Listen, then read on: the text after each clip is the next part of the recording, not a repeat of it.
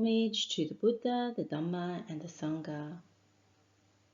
Today let's look at the story of Prince Abhaya. So this is the Abhaya Raja Kumara Vatu. It's Dhammapada Verse 171.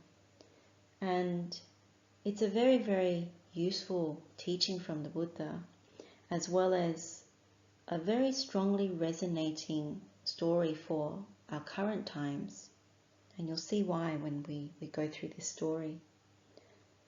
So at the time, Prince Abhaya had returned from battle, and he was victorious because he succeeded in suppressing a rebellion. So King Bimbisara was very pleased with him, and for 7 days they celebrated the glory and the honor and the prestige for Prince Abhaya. And Prince Abhaya was enjoying the company of a dancing girl, to entertain him. And so there were probably various other things that were happening, such as a feast and other music and dancing for the whole company that was celebrating with Abhaya. But on the last day, the 7th day, while this dancing girl was entertaining the prince and his friends, she had a severe stroke and she collapsed and died on the spot. And so as you can imagine, the prince was completely shocked and deeply upset. And so he went to see the Buddha after this episode, and he went to find solace from the Buddha. And the Buddha actually said to him, "Prince, the tears you have shed through the round of rebirths cannot be measured." So this is very similar to the Assu Sutta, where Buddha gives a very similar simile. And he says, this world of aggregates, so these 5 aggregates of form, feeling, perception, volitional formations, and consciousness, is the place where we all flounder. The fools flounder. And so then he utters this verse, "Come look at this world, which is like an adorned royal carriage. While fools sink down, there is no clinging for those who understand."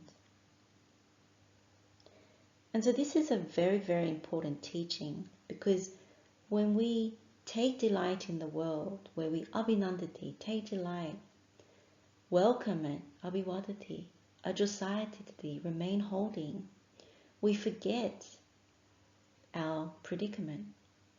And what the Buddha is reminding Prince Abhaya is that this world is constructed. It is subject to old age, sickness, and death. Everything that is constructed will disintegrate. The clear example in this particular story is the dancing girl.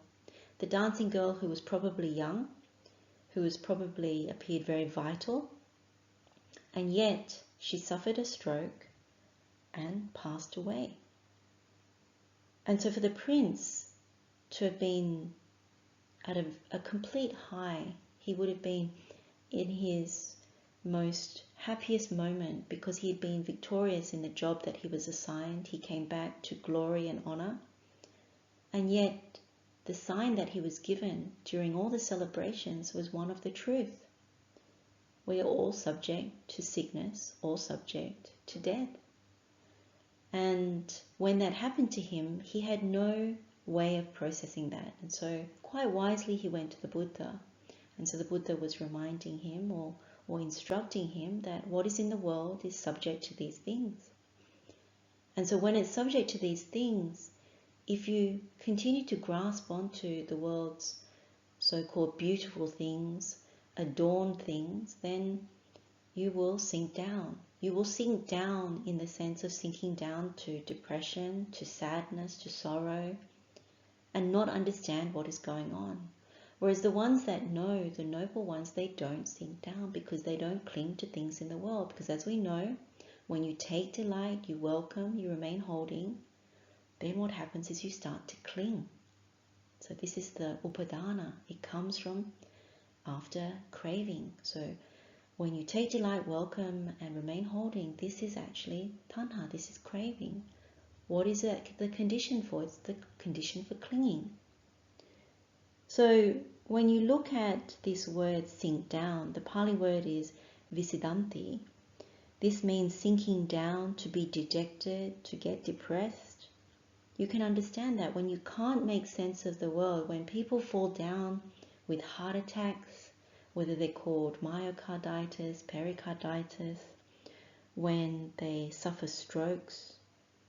our immediate thing is to get very, very sad. And if we try and figure it out, of course we get very angry, very frustrated. Someone is harming me. But the end result is always we're sinking down, we're depressed. Why? Why is it like this? What is going on? And when it comes to what we're clinging to, the word that this clinging comes from is saṅgo. Saṅgo in terms of attachment, clinging. So what is it in the world that we're clinging to? Well, we're clinging to things that are subject to old age, sickness and death. So we're clinging onto something that is not going to be able to be sustained. It's not permanent. It's not able to be sustained. And therefore we are holding on to something that is very, very fragile. So the one who knows, so this vijānataṁ, this is one who knows, one who understands, one who perceives things correctly, one who recognizes. So when we don't understand the physical nutriment, so in this case, this is this dancing girl. She is the physical nutriment for the prince at this point in time. The prince perceives beauty. Beauty in the way she looks, beauty in the way she moves, beauty in the sounds maybe. All these variety of things that we create with our sense faculties. And so when you perceive it incorrectly, rather than seeing the repulsive nature that this body of the dancing girl is subject to old age, sickness and death, but not only that, this body is just beautiful skin when it's young, but as it ages, it's not what we think it is. What's inside the body covered by the young skin is not what we think it is. And so it's very important when you look at the world to see it very clearly, particularly to correct the view. So in the world right now, we're seeing people on the sports fields, in our homes, on the street, wherever you see them. You also see them on the internet, on multiple different kinds of videos and news items, people falling down with strokes and heart attacks and all kinds of things. And yes, there are always stories behind it, stories one way or another, and none of it, in one sense, is important to focus on. What is important to focus on from the spiritual path, the Buddha's teachings, is to understand the truth. No matter what we say about the narrative, in whichever direction we explain it, what is true is that every single living being is subject to old age, sickness and death. And so we need to remember that. And more than that, we are the owners of our karma. So we don't understand fully what is going on, but it's important to know that when conditions ripen, then certain things do get fulfilled. And so when you walk this path, it's important not to be swayed, not to be swayed to get angry, not to be swayed to be fearful, not to be swayed by anything other than the truth. Because if we do get swayed in the wrong way, then you go the wrong way through desire, you go the wrong way through hate, you go the wrong way through fear, and you go the wrong way through delusion. So these are the greed, hatred and delusion paths. So when you look at that, it's very, very important not to do so. It's useful to look at the Yattha Sutta as a reference point for understanding Prince Abhaya, King Bimbisara. They are part of the ruling class, and so their aspiration is for wealth, their quest is for wisdom, but their determination is for power, and their inclination or the glue is the land or the territory. And of course their final goal is supremacy, full authority, dominion over their world. So when you look at that, that is what they're imbued with. More power, retaining power, getting more land or retaining the land that they have, and having complete authority. When you see that they are always rejoicing when they have victory on the battlefield, when they acquire more, when they protect their own assets. So when you see Prince Abhaya celebrating for 7 days, that is where it is coming from. That is their focal point. And so what they misapprehend about the world is, despite going for all those things, everything around them is subject to decay, subject to fall, to shrink. And so when Prince Abhaya experiences loss of the dancing girl in front of his eyes, he sees the truth, but he can't comprehend it, and so he sinks down into sorrow and depression. Now, when you look at the Buddha's path, the Buddha says one who understands doesn't sink down. So it's easier to understand when you're not imbued with these things. So as householders, we are imbued with our jobs. Our skill is our determination to always keep up with our education, our certifications, our clubs and associations, and our continuous learning. And then when it comes to the inclination, well, it's our jobs. You know, what is the work that we do? What is the position that we have? How much are we progressing in our work? How is our business if we own a business? Is it expanding? And so the final goal in terms of completing the work is really about ambition. It's really about those goals you set for how high you climb up the career ladder, or how big your company grows. And so that becomes the focal point. When you see people not comprehending what's happening in front of them, not understanding and floundering in the world, when you see people drop dead, or you see people get sick, you can't get over the fact that your parents are growing old, or something happens to your children or a work colleague, then the reason for that is because we're swept up with all these other things. We're like Prince Abhaya, celebrating the glory of a promotion, or celebrating winning a client, or getting a huge windfall through work. And when you do that, you lose sight of what's really happening with the world, what the world is built upon, really the truth of it. And so sometimes when you can't understand why people don't come to Dhamma, it's because they're too busy in the world and all the things associated with that. And it's only when you suffer a great loss that you start to ask, why? Why is this happening? Why is this happening to me? And how could that happen? And it's a shock. But because you've been caught up in all these other things, you don't see it.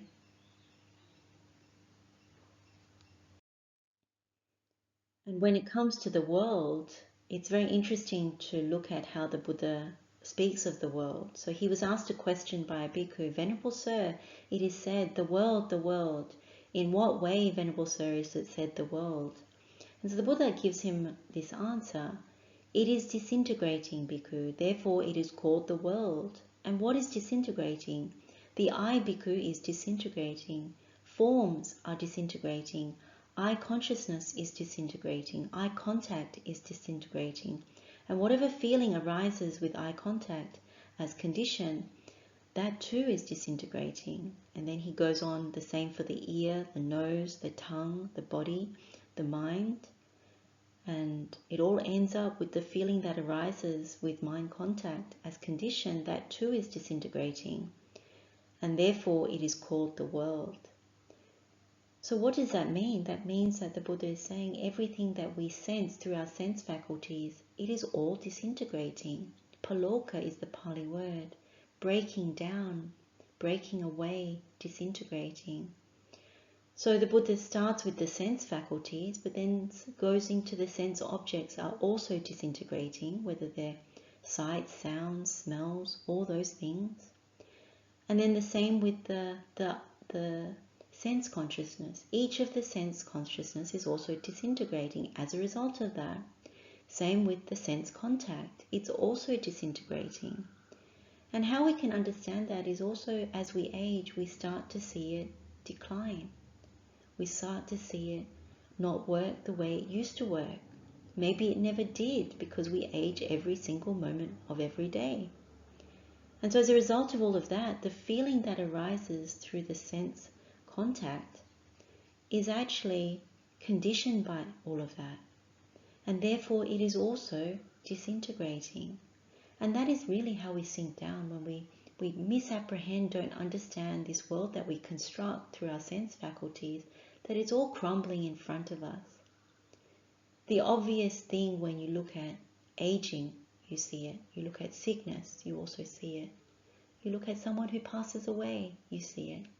So when Prince Abhaya is enjoying the dancing girl with his friends, and then he sees her dancing, and then next minute she collapses and has a stroke, what he's seeing is disintegration.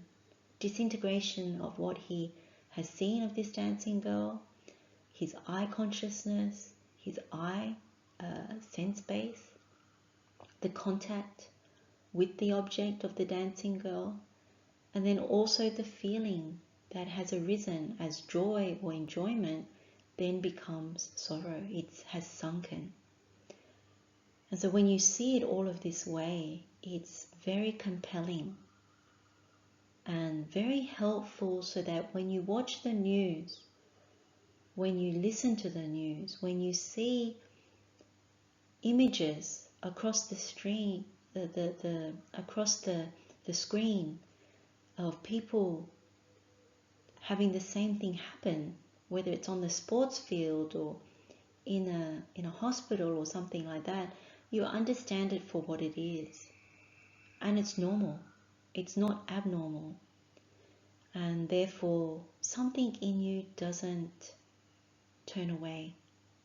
So for some of us, what happens is when you see something quite upsetting, you change the channel, you turn it off, you walk away. But when you understand Buddha's words, so you're one who understands and decides not to cling, then this is very helpful. Now, we often get duped because when so many people are falling sick, so many people are dropping and succumbing to strokes and heart attacks and all these sorts of things for whatever reason, then it gets more shocking. So we all do fall for it. We do all fall under the issue of getting upset and then also being fearful. But what's important is each and every time that arises, you bring the mind back to this Buddha's teaching, this story of Prince Abhaya, Buddha's explanation for the world.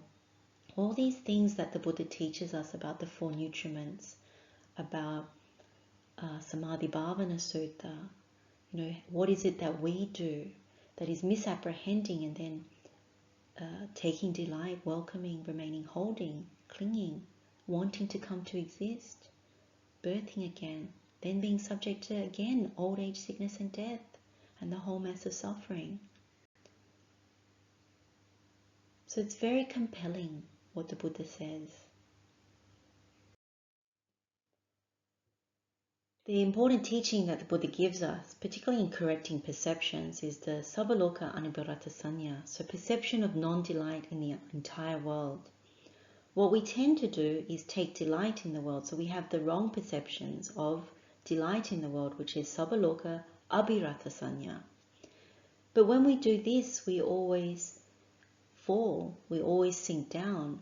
And so the Buddha says if you start to develop this correct perception, non-delight in the entire world, then when you develop it, cultivate it, it's of great fruit and benefit, culminating in the deathless, having deathless as its consummation. And what's the reason? So the Buddha says, when you dwell with a mind accustomed to the perception of non-delight in the entire world, the mind draws back from the world's beautiful things. So in Pali, this is loka sitresu. And you turn back from them, you roll away from them, and is not drawn towards them, and either equanimity or revulsion begins to settle in him. Just as a cock's feather or a strip of sinew thrown into a fire shrinks away from it, turns back from it, rolls away from it, and is drawn towards it, So it is in regard to the world's beautiful things when a bhikkhu dwells with a mind accustomed to the perception of non-delight in the entire world. So what's clear is when you start to perceive things correctly and you don't take delight in the world, then what is this? This is nabi nandati, nabi vadati, natrasaya titati. You don't have the arising of craving. Therefore, you won't cling to it. Therefore, the whole predicament starts to change. So the thing is, when we look at the world, whether it's a dancing girl or any kind of physical nutriment that we sense through our ear, eyes, nose, tongue, body and mind, that's where we start to think. And so it's really important to make this very conscious. So when we go to particular events, when we go to particular gatherings, what we tend to do when we're doing these things is to take delight in the world, to distract ourselves, to ignore the true suffering that we go through.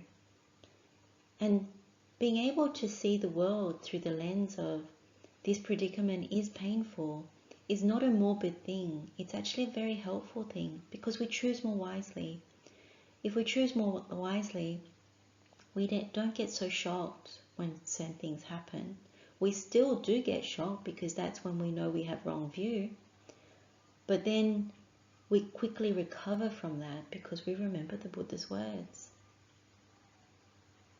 When we crave, this is the origin of suffering, second noble truth.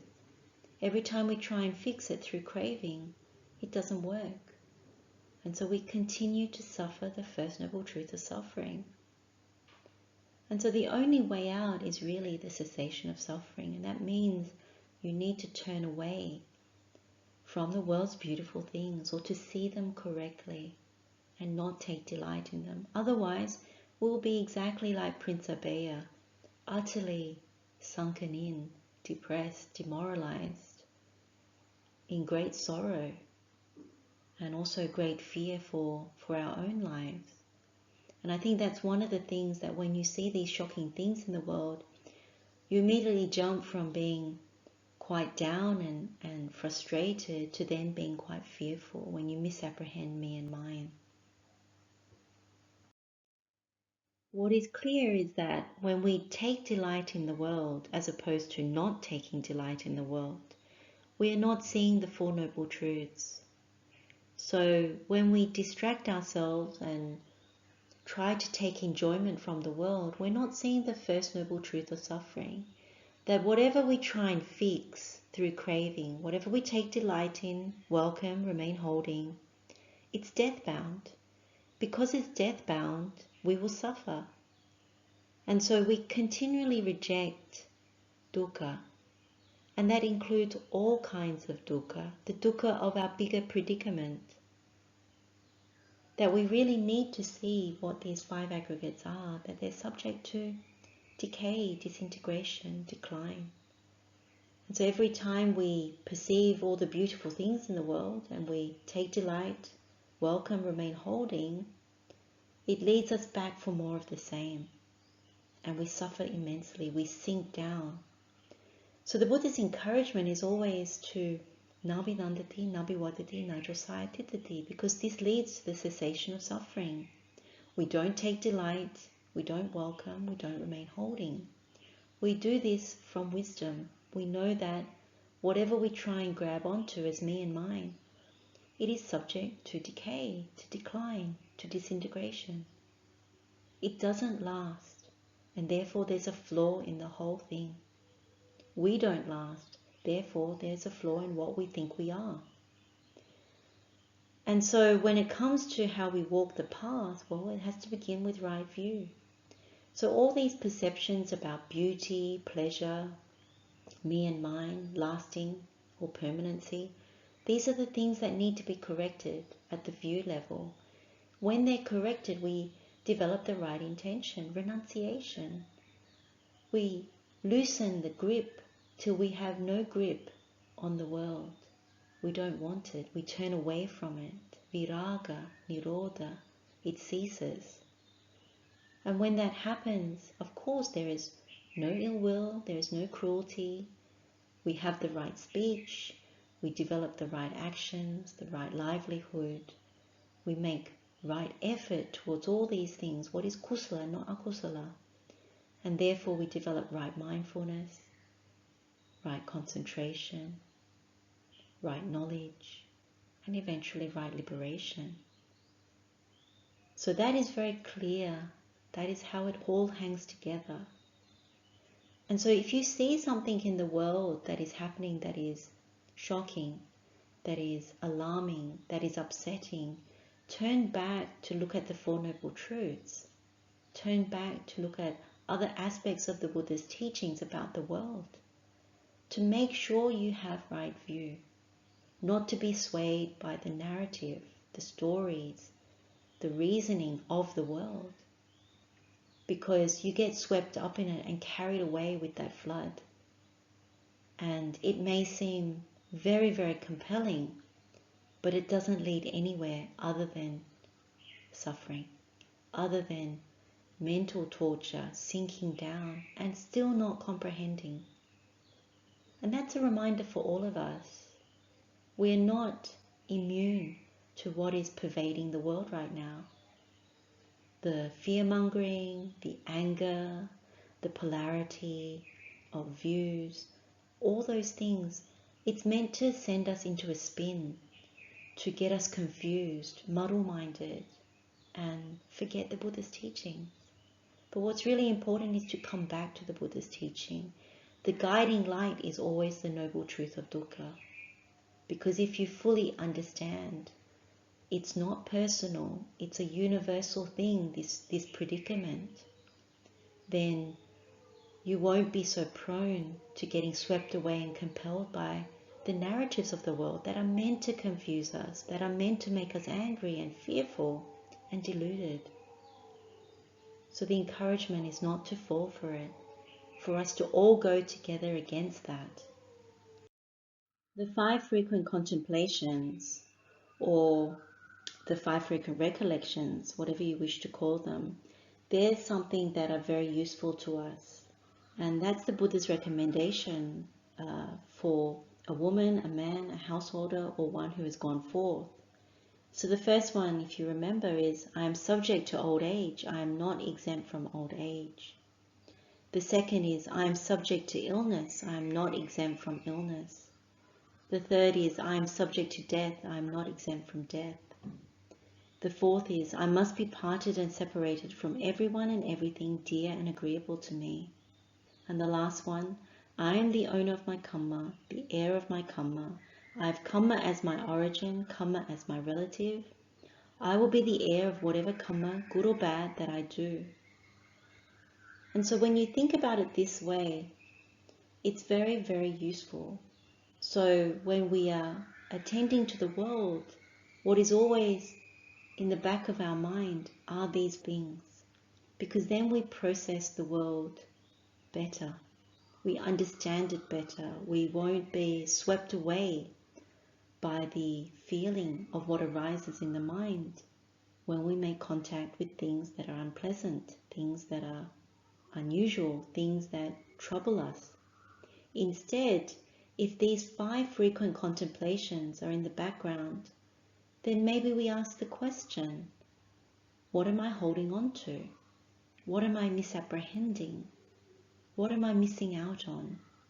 And usually one of the things that we really, really have difficulty fathoming is karma.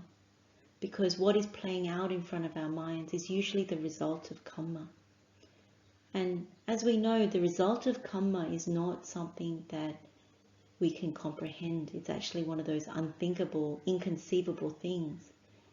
But at the same time, why the Buddha asks us to look at it is to make sure that we comprehend our actions in this very moment. But clearly, if we see every single other being is subject to old age, sickness, death, to be separated from what is pleasing and agreeable, and subject to karma, then it makes it easier to understand. And so one who understands does not cling That is what the Buddha means. One of the meditations that we have learned that is very, very helpful is painful practice with slow realization. So the first profitable direction, which opens the first doorway to Nibbana. So what is this meditation all about? Well, if you go back to the session that we ran, it's really about how we misapprehend the physical nutriment, which is based on form. So when you misapprehend it as attractive, beautiful, pleasing, fair, then you go the wrong way due to desire. So this particular meditation is very useful because then you really see it for what it is and you don't go that wrong way. You actually realize this whole predicament is built on something that is disintegrating, and therefore when you see the First Noble Truth very, very clearly, you make the determination not to trust what is constructed with our minds, but to actually lean towards Nibbana. So this particular meditation is very, very helpful and very useful in practicing right now during the time where we're being challenged on multiple levels by all the things around us that are happening in the world. We can end our session here. Let's share the merit with all sentient beings. May all beings be happy and well. May all beings be free from suffering. Blessings of the Triple Gem. Wishing you well. Teruan Saranai.